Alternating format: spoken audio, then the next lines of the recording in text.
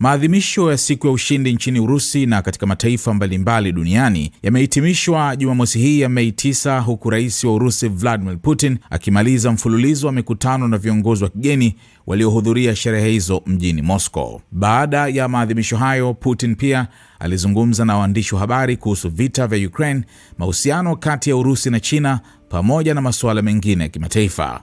Katika kauli yake, Putin alisema anaamini vita vya Ukraine vinaelekea kufikia mwisho. Nafikiri suala hili linaelekea kwenye hitimisho la mgogoro wa Ukraine, alisema rais huyo wa Urusi. Putin pia hakukataa uwezekano wa kukutana ana kwa ana na rais wa Ukraine Volodymyr Zelensky katika nchi tofauti mara baada ya makubaliano ya mwisho ya suluhu ya vita hivyo kufikiwa.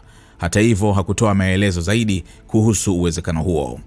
Akizungumzia suala la kubadilishana wafungwa wa vita, Putin alisema Urusi iliwasilisha kwa Ukraine orodha ya wafungwa 500 wa kivita wa Ukraine tarehe 5 Mei, ikiwa ni sehemu ya pendekezo lililoungwa mkono na rais wa Marekani Donald Trump. Tuliunga mkono mara moja, alisema Putin akizungumzia pendekezo la Trump. Kwa mujibu wa Putin, Ukraine iliomba muda wa kupitia orodha hiyo kabla ya baadaye kusema kuwa haikuwa tayari kwa mchakato huo wa kubadilishana wafungwa.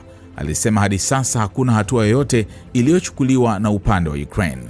Urusi pia imeishutumu Ukraine kwa kukataa mpango mwingine mkubwa wa kubadilishana wafungwa uliopangwa Mei 9. Putin alieleza pia kuwa katika mazungumzo yake ya simu na Trump yaliyofanyika mwishoni mwa April, viongozi hao wawili walijadili maadhimisho ya siku ya ushindi pamoja na historia ya mapambano dhidi ya Unazi. Kwa mujibu wa Putin, alimweleza Trump kuhusu mpango wa Urusi kutangaza usitishaji wa mapigano wa siku za Mei 8 na 9 wakati wa maadhimisho hayo. Rais Trump aliunga mkono hilo, alisema Putin. Urusi ilitangaza rasmi usitishaji huo wa mapigano, lakini kwa mujibu wa Putin haikupata majibu haraka kutoka kwa Ukraine. Badala yake, Kiev ilipendekeza usitishaji mapigano ufanyike Mei 6. Hata hivyo, wizara ya ulinzi ya Urusi imedai kuwa jeshi la Ukraine limekiuka usitishaji huo wa mapigano mara 8970 tangu ulipoanza usiku wa kuamkia Mei 8, ikiwemo mashambulizi ya drone na makombora ya artillery. Moscow imesema ilitoa maagizo kwa wanajeshi wake walioko mstari wa mbele wa mapigano kusitisha operesheni za kijeshi na kubaki katika maeneo yao. Katika sehemu nyingine ya mazungumzo yake, Putin alisema anaamini mahusiano kati ya Urusi na mataifa magharibi yanaweza kurejea katika hali nzuri siku zijazo.